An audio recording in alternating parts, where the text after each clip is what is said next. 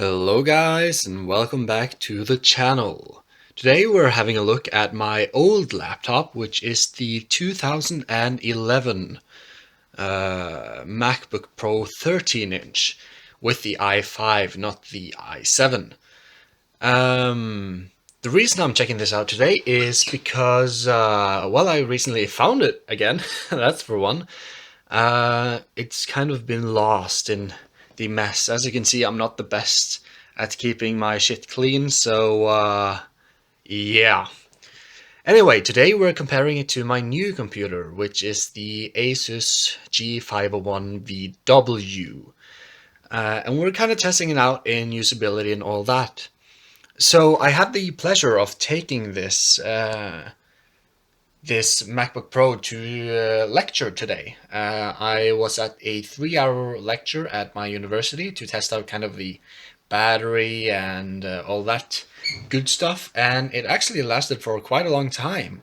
The lecture was 3 hours and it dropped down to about 53% battery, and that was with, normal use with my notepad and Safari up. So in general usability, it's very good, and the keyboard is still fantastic, and the trackpad is always good. If you have not used a trackpad before, or a MacBook Pro trackpad before, you've been missing out because it's really good, way better than this one. I almost always use a mouse with this one, but the keyboard on this one is quite good. When it comes to the screen, as you can see, there is a lot of options from total darkness to very bright, and it actually it has a much larger gambit than this monitor does. Let's see here, it goes up to pretty bright and down to not that dim at all. So yeah, I actually prefer the usability of this screen, but this screen is much more color accurate and has a higher resolution, because this screen has a resolution of, get this, 1280 by 800. That is horrible, and you can actually see the pixelation going on here. You can't do that as well with this one. So this screen is much clearer. However, the speakers on this is actually better than this, and that confuses me. Alright, so in the background, while I've been filming this, I've been running a benchmark, which is the Geekbench CPU benchmark. And we're doing this to kind of compare the two, to see where they fall in terms of raw power. Now this machine is 6 years old, and this one is 1 year old. And this one is finished now. So this got a score, a single core score of 4006 and a multi-core score of 12,904 or 12,904. While this one, it's just finishing up now. Let's see what that got. It got a single core score of 2,520 and a multi-core score of 4,742. So as you can see, this one is quite a bit more powerful in terms of raw CPU power than this one. And they cost about the same at launch, which was around $1,000. But that is actually not where this laptop falls behind the most. I'm actually going to show you that right now. So let me just X out of all of these.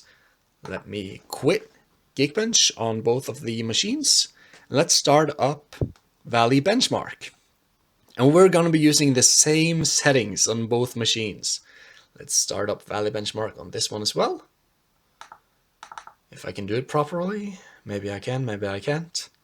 Now the settings we are using at this machine is with the quality at medium and the full screen on. So the resolution will be around 1280 by 800. Let's see if we can pick that as an option. Not really. Yeah, there it is. And we are going with the medium, and the API this one is using is OpenGL, as you can see right there. So we are going to pick the same in this one, OpenGL. We are going to run that, and we're going to run here. And then you're going to see the vast difference in graphical performance between these two machines, because this machine has a mobile Intel 3000, which is horrendous. It's really bad. Well, this one has a 960, which is good.